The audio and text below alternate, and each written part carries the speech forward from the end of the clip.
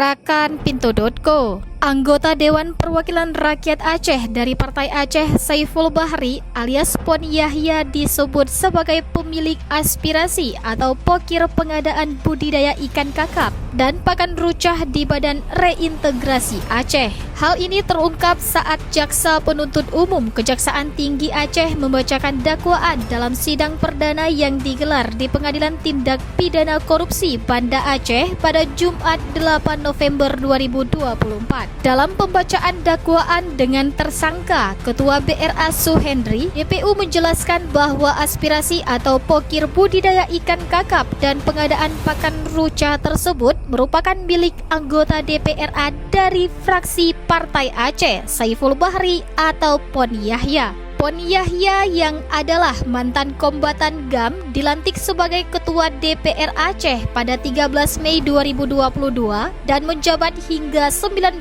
Oktober 2023. Menurut JPU, terdakwa Suhendri meminta Zamzami untuk mencari kelompok tani yang siap menerima bantuan budidaya ikan kakap dan pakan rucah.